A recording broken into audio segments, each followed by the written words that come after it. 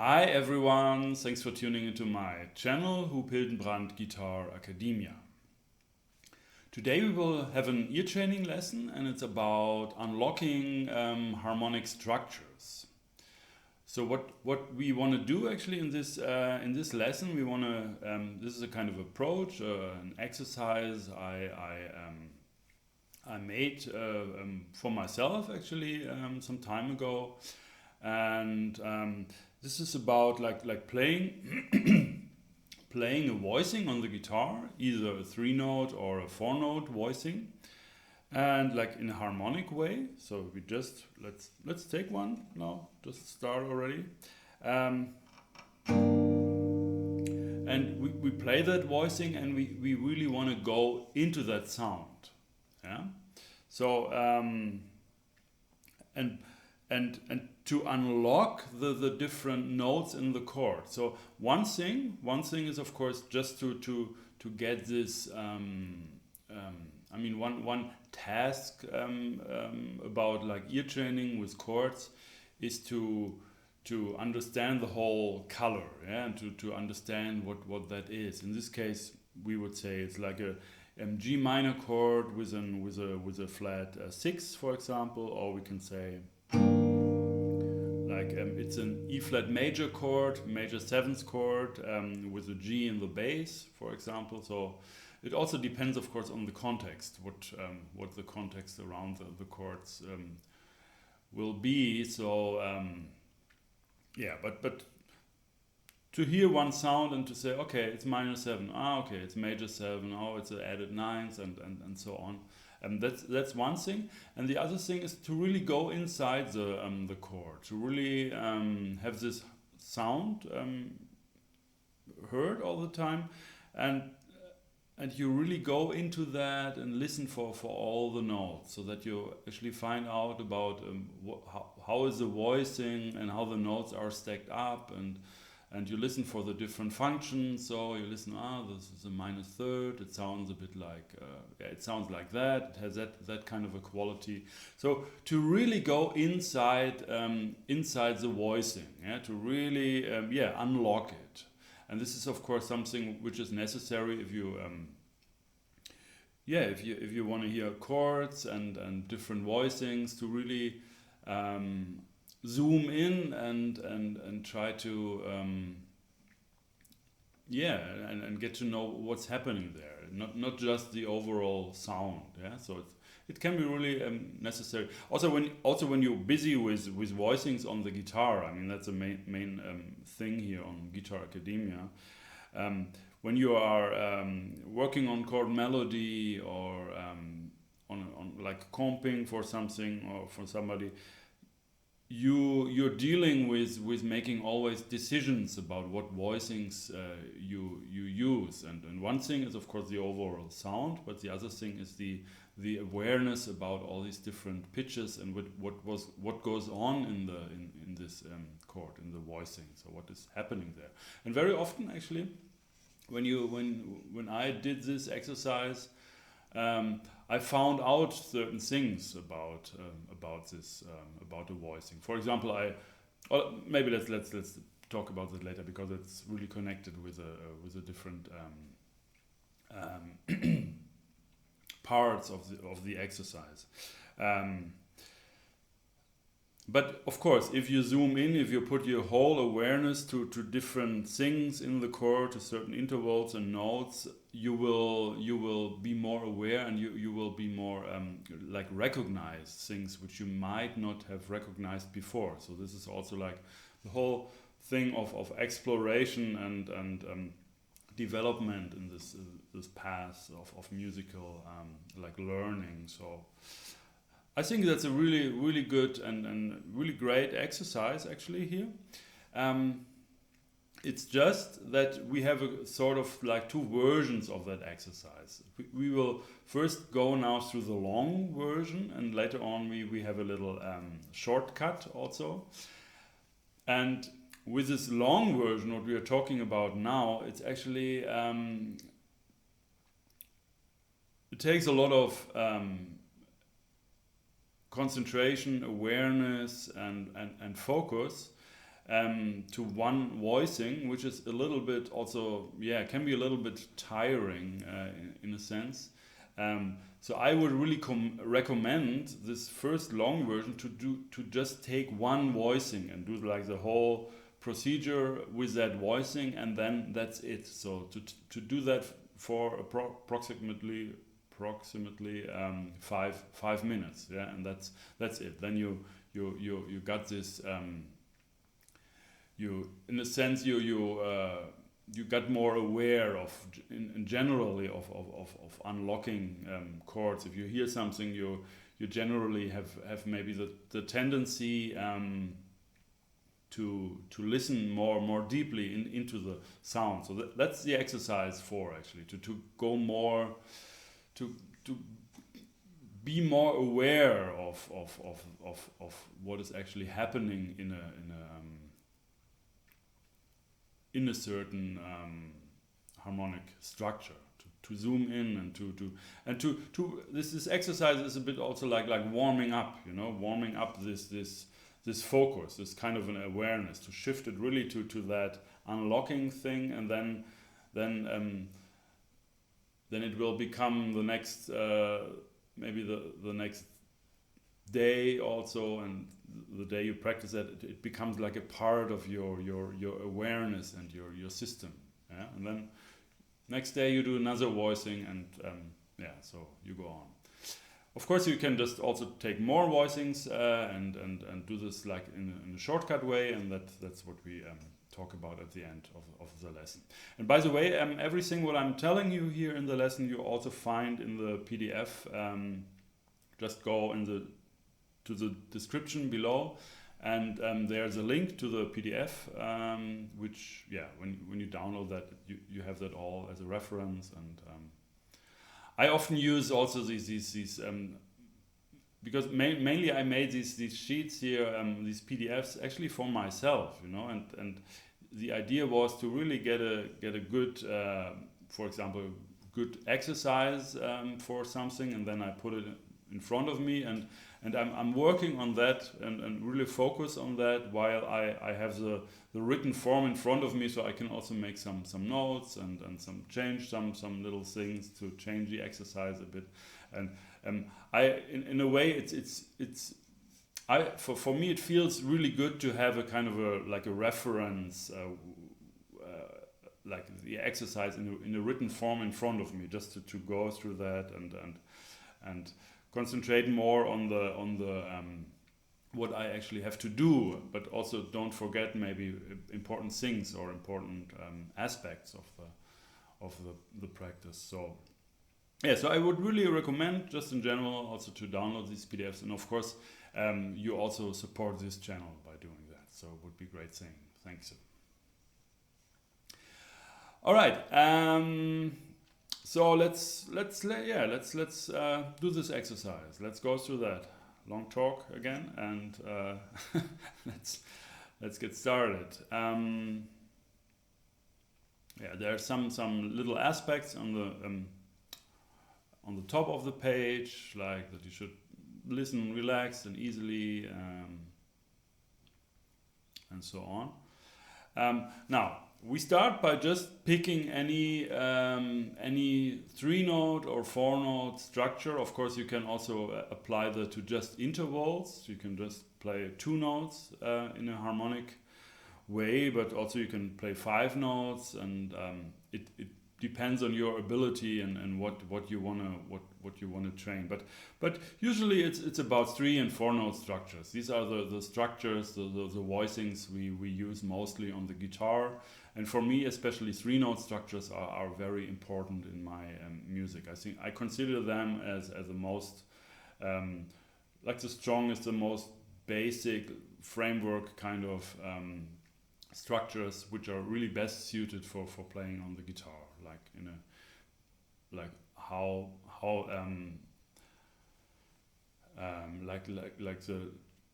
How transparent in a way, how clear the sound is. It's much more clear than 4-note structures, and also you can move more freely with them. You can take more care about voice leading, because you always have like a finger off, and yeah, but that's a different story actually. Let's go back here to this exercise. So we take let's take a 4-note structure now, and I took that one and I stick with that one. Still not really sure what that is, yeah, how I will call that, but I will find out in this process. So we play that in a harmonic way, and don't play any like notes separately. That's very important, of course, because once you play notes separately, your ear already got the sound just by you played it, you know. So you want to really try to keep a very balanced sound. Yeah. So. And what you do in this step 2, you just listen. You just listen, not zooming in too much, and get this kind of sound, this kind of picture. Just feel it, you know. I mean, just have fun also to really sense that quality of that chord, and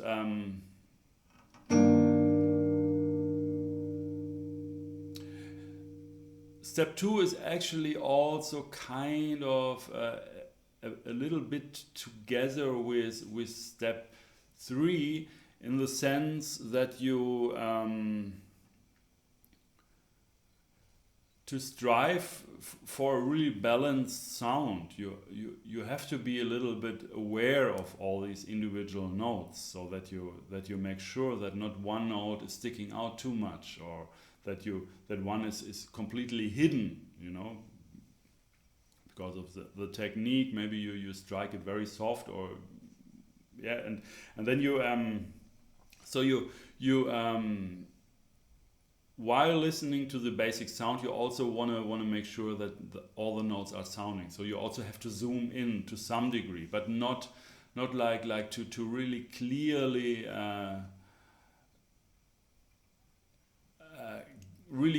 get these individual notes. Yeah, it's a bit difficult to understand, maybe a bit confusing, but in a way, all these exercises, all these steps, they also go in a way like together. You know, they happen also at the same time, also later steps. But the focus should be on a very particular aspect. So the focus here is really to feel and understand the sound emotionally, you can say, while taking care that all the notes are sounding.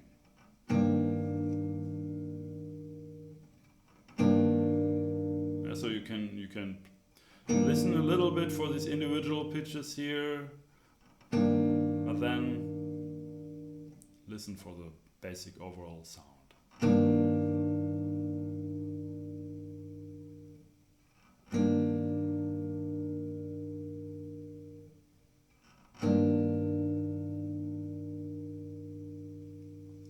Okay. As I said, the whole thing will take about like 5 minutes. I would not spend more on that, and just for one voicing, just take one voicing, and then that's it for the today's practice. 3. Yet now we really unlock the whole thing. We really go into that. We want to really listen for each individual note there in the chord. So so the main thing here, the main exercise here is really you zoom in and really zoom into one note in the chord. Yeah, so you play it, and it can be any note. It's not in a particular order. I would not say first the bass note or first the top note or whatever. Just play play the voicing, and maybe one note really you already hear one note quite clear, so go for that.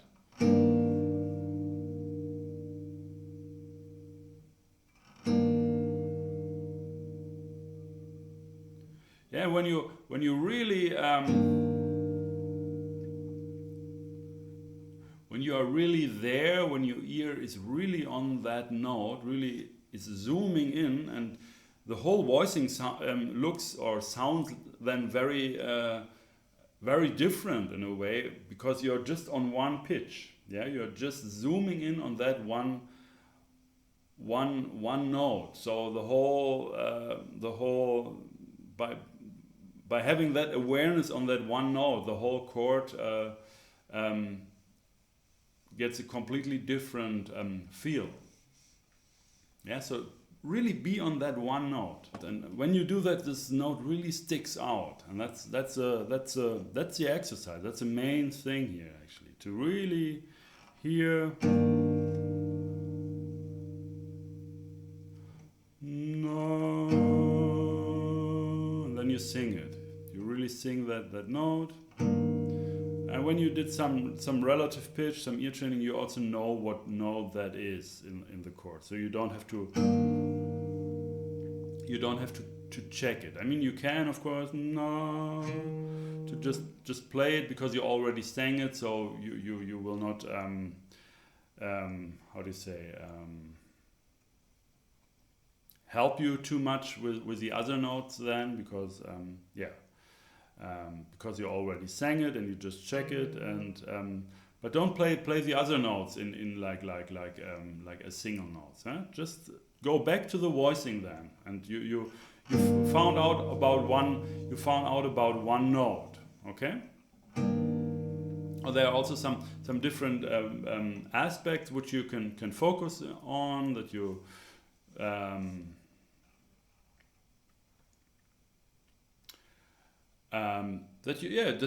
just that you play the voicing and you listen to that one note, and you listen for how it fades out, how it behaves in a way in that chord, how it goes away, just that one note, yeah, while the whole chord is fading out.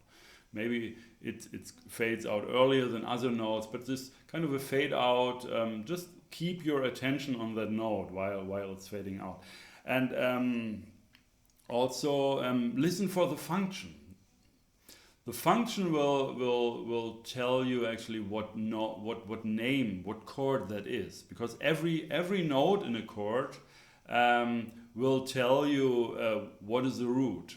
Yeah, because every note has a certain function and a certain quality. So I will listen to that again.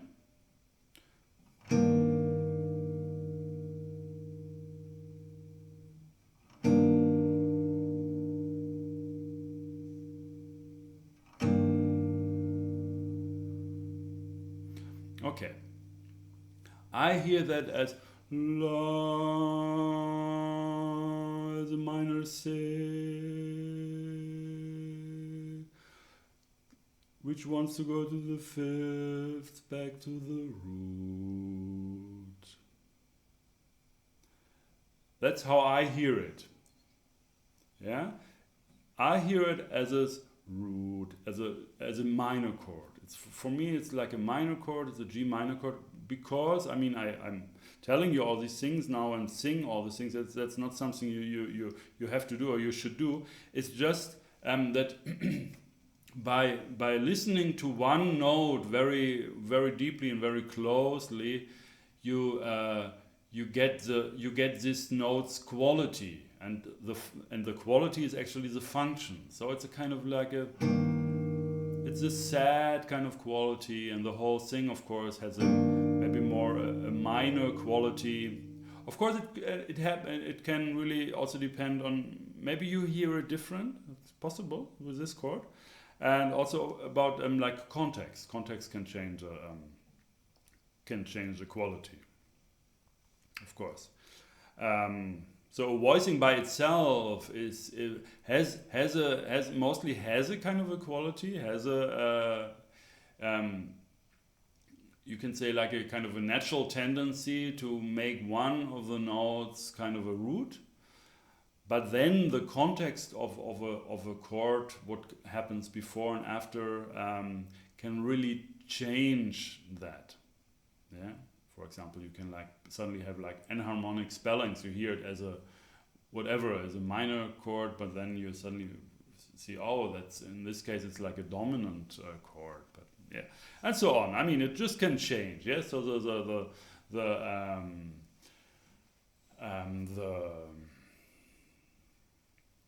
how do you say, the context can just make the sound, the chord sounding different, function differently. Okay, so I go back to my voicing here. Oops. That should not happen if you just play one note, so be really careful about that. Okay. So, I still have my E flat. And now I go on with the other notes, and no particular order. I can ask myself, do I hear that one note which I play there, or maybe I just hear another note?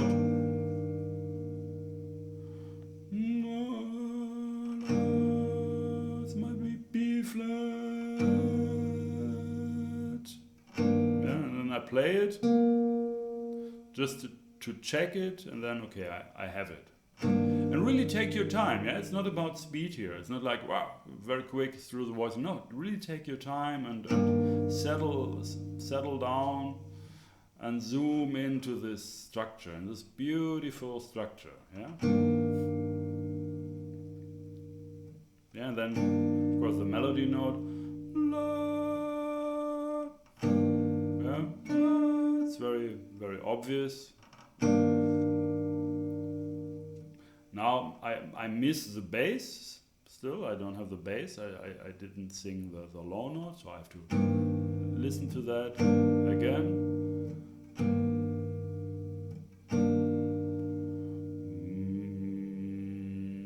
G.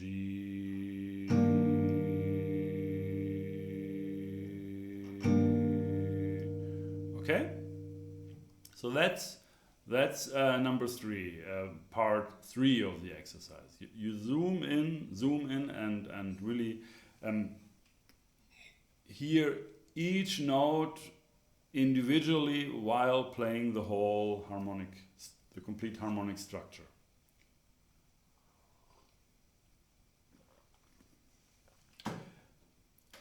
Number 4, I would call that optional. Yeah, it's not. There's there's 3 points which are just optional. You can use that, but you don't have to. I mean, you can do that exercise or not. And number 4 is about getting even more into the sound and try to hear these individual intervals. In a way, you zoom in for 2 notes and try to get this quality of that interval, what is created. So, for example, I have note minor 6 between E flat and G, and I can really zoom in. Of course, the whole sound of the harmonic structure will interfere. Yeah, sometimes it will really work against this natural quality of minor 6 being more maybe a sad sound or something like that. It can be really like very different sounding each interval in the context of a harmonic structure. Yeah, but try to get this quality that you really hear out this minor 6 while you play the whole thing.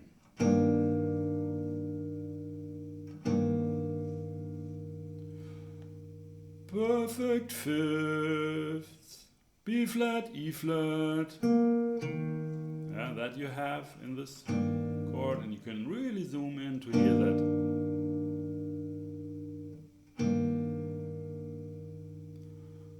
La la la la major. flat, major third. So these are the I just actually I did the adjacent intervals, but also, I mean, there are three, of course, but also you have these larger intervals, mostly, which are, for example, in this case, between G and B flat here. Huh? Let me go for that. Let's listen together for this low G and the B flat.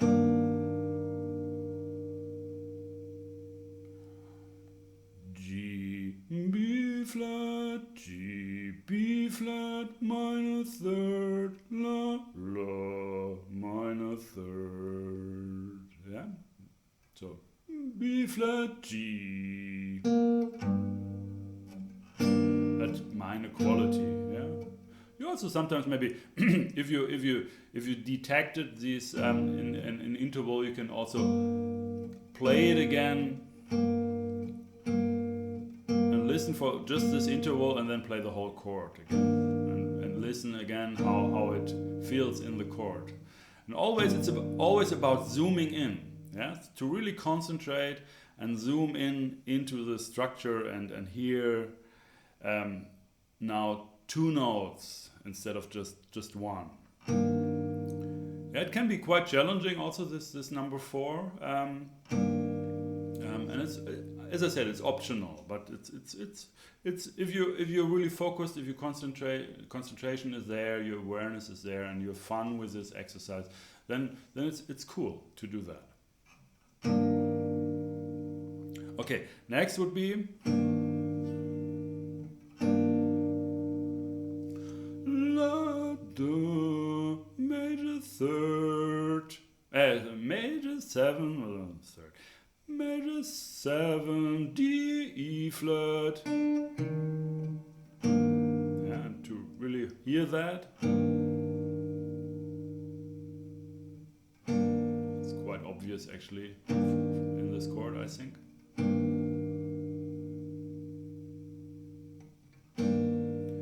And then we have,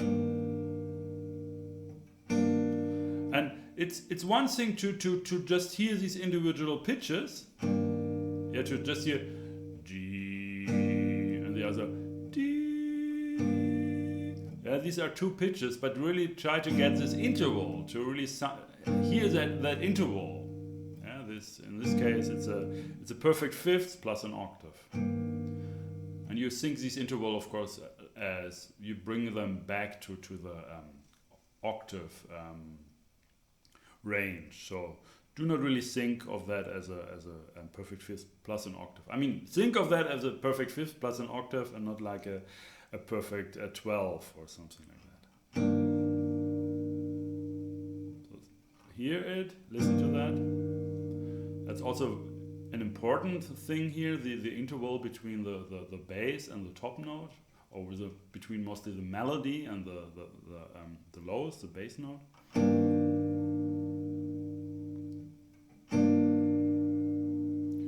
La do, la do, la do. Perfect fifth. Also in one octave it would be perfect fifth or perfect fifth, perfect fifth, perfect fifth, perfect fifth plus an octave. Yeah, you can sing it on these interval names like perfect fifth plus an octave.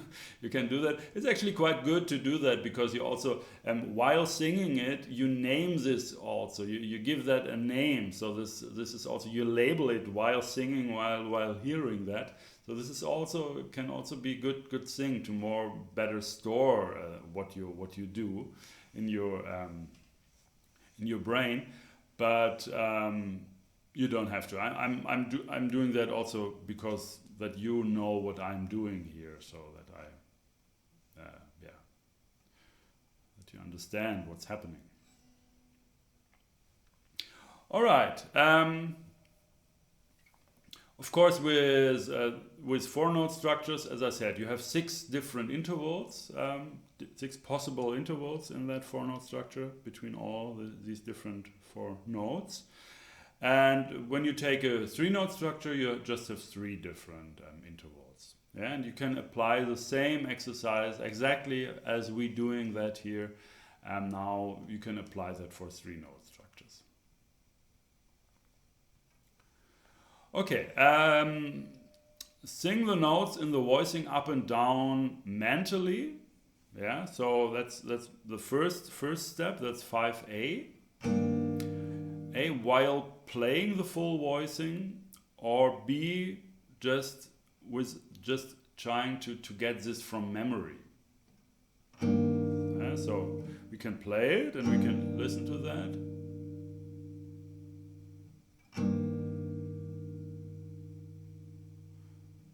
And then we can stop and try to listen to this voicing inside. What can we remember? And then we approach. I mean, we go like in a kind of arpeggiated form. We go through the voicing. Yeah, we sing the low one, the low note, and then the E flat, the B flat, the D, and then we go back. We try to go back into inside the voicing, back and forth between from pitch to pitch, and we can also play it again to make sure that we still are on that, or to remind us how it actually sounds, and we listen to that. Yeah, we can change between A, B. Yeah? We have 5A, but we also have there an A and a B, so you can change between those.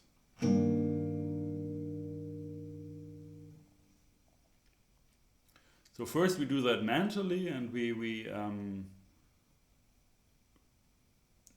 in a way we try to this is like a step further, where we try to go more quick, yeah, through the different notes. We already found out the notes in a way before with these exercises and sang them, but now we try to proceed more quick through the notes.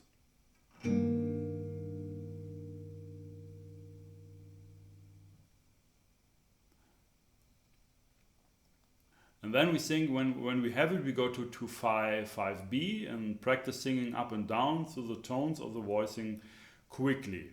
And so note names you should be conscious about. So sing on note names would be good, yeah, to just sing the names. And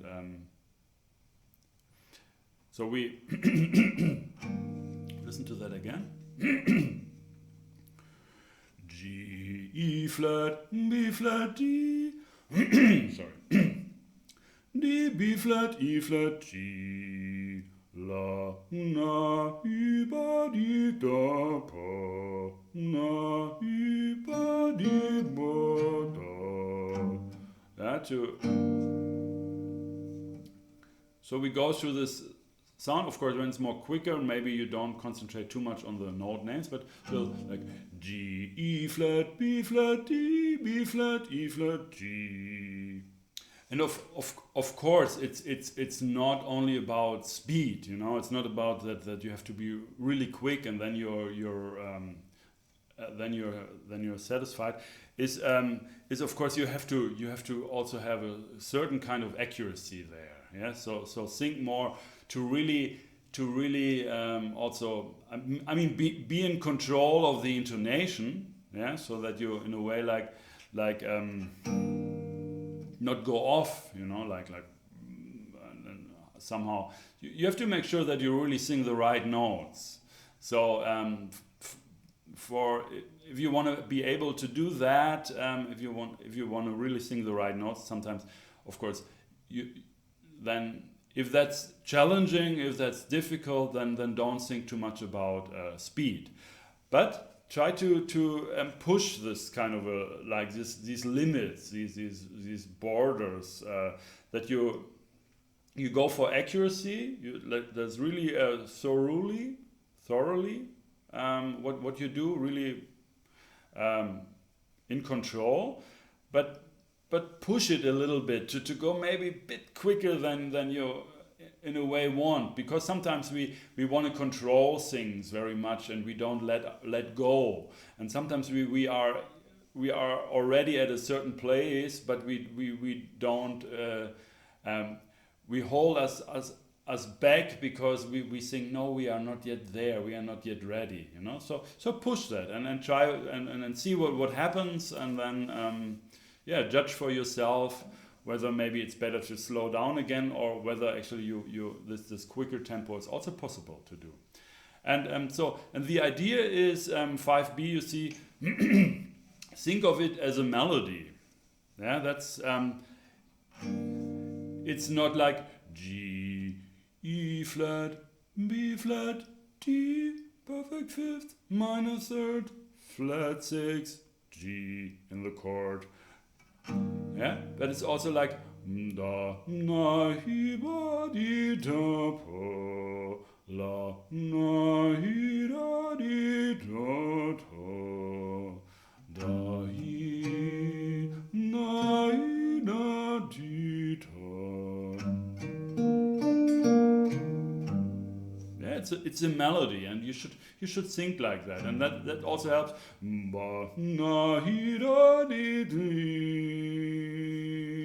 da na hi ba di da hi ma di da di da hi da di da di da. That also helps to sing this a bit more quick. Yeah.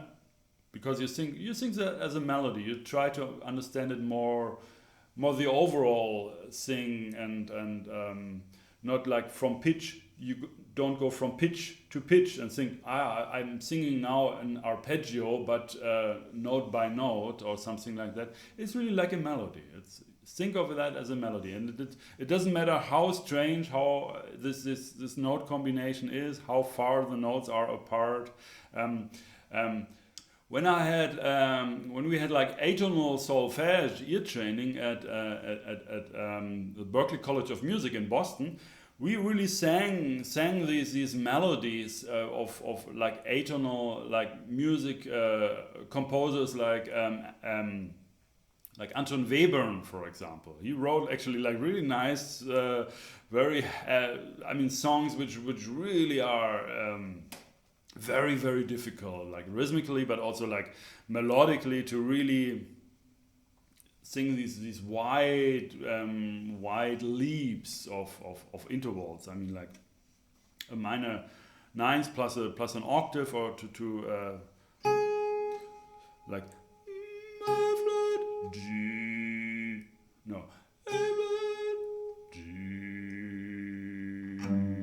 Yeah, like this kind of thing, or like tritone plus an octave from F sharp, F sharp. Yeah, this. Yeah, I have to warm up that too. So you see, it's difficult, but what I want to say is it's really it's about that these strange intervals are still considered as a melody in that style, yeah, in that music. To really sing these large intervals, it's really like it's in this style it is actually a melody. So this is a kind of thought I always have when try to sing like very difficult chords with a lot of tensions and flat nines and whatever, and I'm thinking of that, okay, this is a melody. I should think of that as a melody, and then I always remember, okay, that could be a melody, but yeah, like more this atonal kind of melody. So yeah, so it just depends on style, you can say. Every melodic movement can be a melody. It is a melody anyway, but to really think of that as a nice, beautiful melody, and maybe you did not really understand it yet. So it's like a kind of what is happening there? I do not really get it. Then you try to go into that, and you find out this melodic beauty in that arpeggio of the voicing. Yeah, I hope you get this idea. I mean, it's yeah, it's just a thought I have sometimes when I am having these strange chords, and then I try to think of that as a melody. Okay, number 6, play the voicing and just listen. That's in a way we go back to number 2, where how we actually started, right? So we played this voicing at the beginning and just listen to the sound, and after practicing and really zooming in and hearing the interval, singing it as a melody and getting the chord function and everything, we just go back and listen again to the overall sound.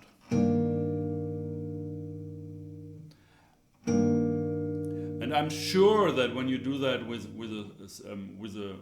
this exercise, always when you go to a 6, you are really much more there. The chord is much more clear and more, yeah, it's more happening. It's more musical in a way. It's you're deeper into that sound of that chord.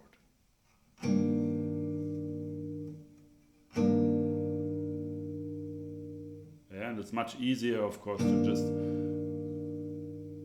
let your ear wander a little bit around in the chord between the different pitches and notes.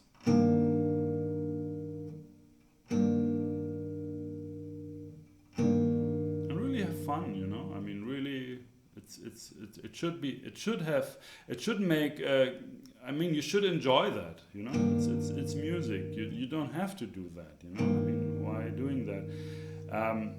And yeah, and also, of course, pick sounds you also like and you enjoy. Don't go too far out. I would not practice all these different chords which I don't like. I mean that's my idea anyway, to really keep ear training very, very much connected. I mean, as connected as possible with your own musical world, vision, idea about what you want to use, what kind of structures and how your music should sound like, and what is your approach.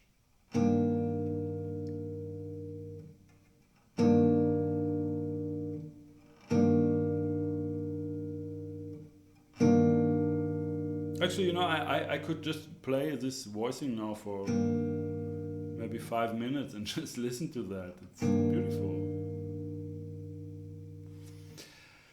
Okay, number 7 is also what you can do then. It's of course optional to, once you play that as a chord, as a voicing, you're thinking of that as a harmonic structure. You can also think of that as a melodic structure, like a 4-note structure, which is used for making melody, for arpeggiating that structure, just played in a melodic way. And we talked about that very intense, I would say, when we talked about all these different 4-note structures and also different 3-note structures. Remember, we have 43 different 4-note structures and 19 different 3-note structures, and we can use them all harmonically and melodically, of course. So we can just see the structure and we analyze that. Okay, it's a G minor with an E flat, or it's just an E flat major 7th chord. I would actually, because I really hear that chord now as a G minor with an added -6, I would also try to keep that kind of sound when I'm now using these notes in a melodic way. And when I say I use them in a melodic way, of course I'm not just using these notes as they are in the voicing. I'm using them in all kind of different octaves, and I just play around with them. Yeah, and This might be a little bit, yeah, a little bit normal or nothing special or like boring in a way. In this case, when you just think of that, okay, that's just an E flat major arpeggio. What can I do with that? I know that sound, and why should I play now this in a melodic way? I mean, it depends on your ability, of course, where you are. Maybe it makes a lot of sense, but for me, this 0.7 is more for actually if you play like structures which are really different from like the normal like seventh chords or something like that. Yeah, like. For example, if you just have, oh no, let's stick now to that structure because that we have in our ear, and I also want to really give you this idea of establishing the sound here of one structure. So I don't play another structure. It's just if you have another chord which really doesn't really fit in your normal standard like stacking up thirds or something like that, then it might be really interesting to take that note combination in that chord and play it in as an arpeggio. Yeah, or improvise improvise with that in a melodic way. So I will do that with that chord. That you understand what I mean. I just take this chord and then I play that in a melodic way.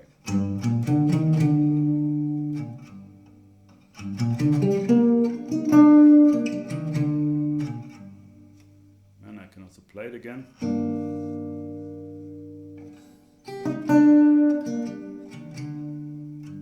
And what I'm doing to really establish this G minor quality is that I always go with my E flat to D. Yeah, I don't go to E flat because then I would change this quality very much to E flat major 7. Yeah, just believe me. Okay.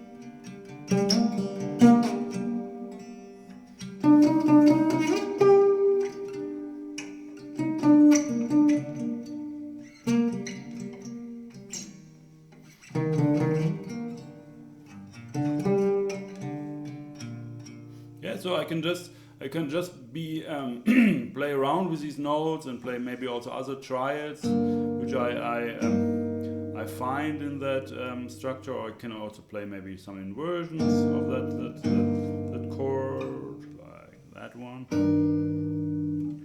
Whatever, you know. I mean.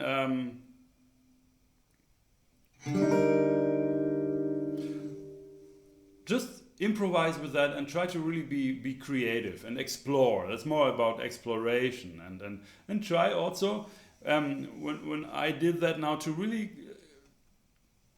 establish the sound of that chord. Yeah, to really go for that and try to find like melodic.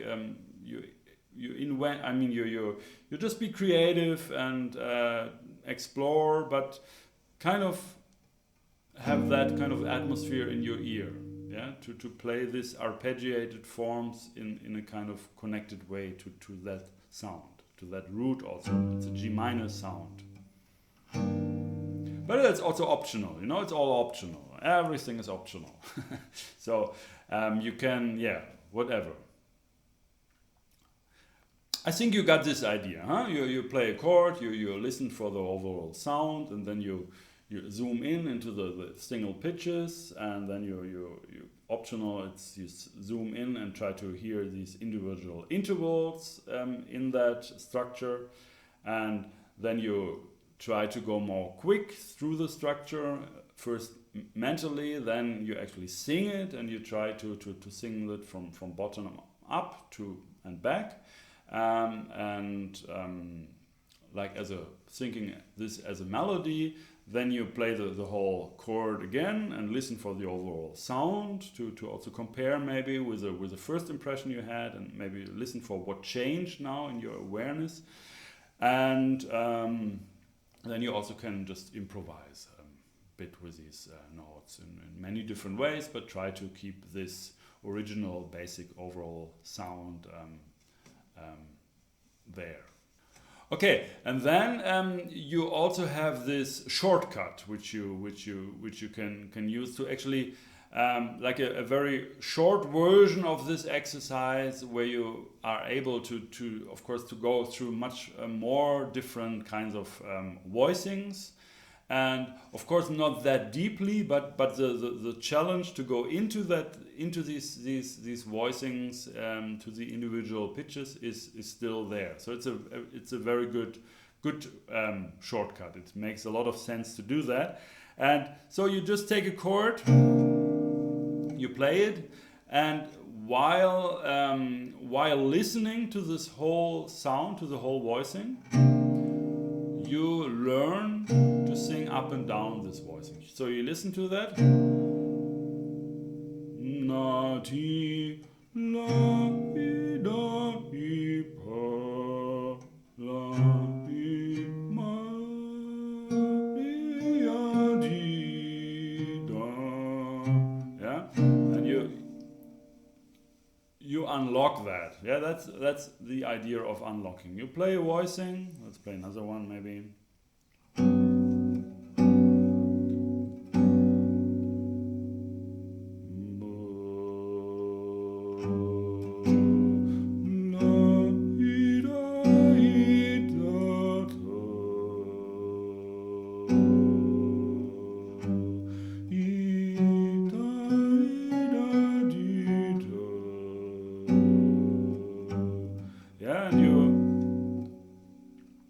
You learn, I mean, you zoom in, you sing these individual pitches and try to go quick in a way, and then also, yeah, check that, correct that, and try to sing it maybe a few times until you really feel, okay, that's it, now I got it, and then you move on to the next one. Okay, and you can also do this with 3-note structures. Yeah, just take any 3-note structures.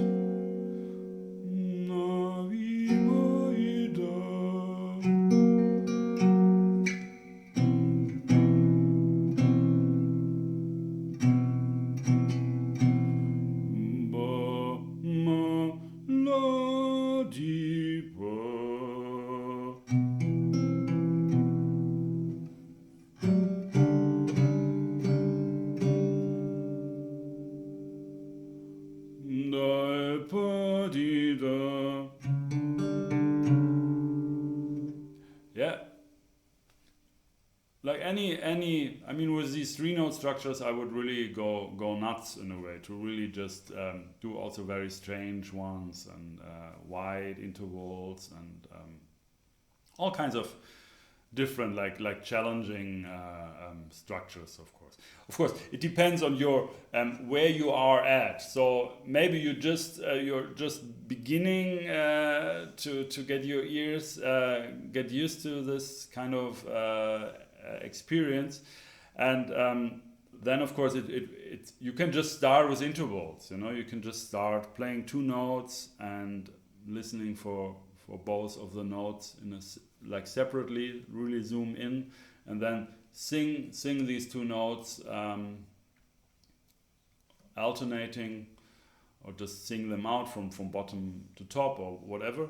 And when you feel more comfortable with that, you go to 3-note structures and do the same, and then you go to 4-note structures. So and you can just stick to certain intervals maybe, or certain 3-note structures, like just triads, for example, just major and minor triads, or also including augmented and diminished chords.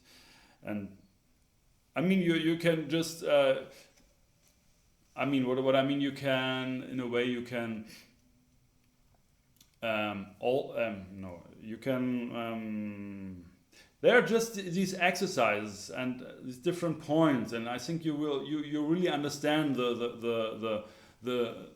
why they are useful and what you will learn from that. So you can just take that and apply that to your focus, what you wanna learn. And it's all about, of course, harmonic structures. So if you deal with harmonic structures, anyway, like certain kind of chords, or like all different 3-note structures, or just beginning intervals, you can just apply that and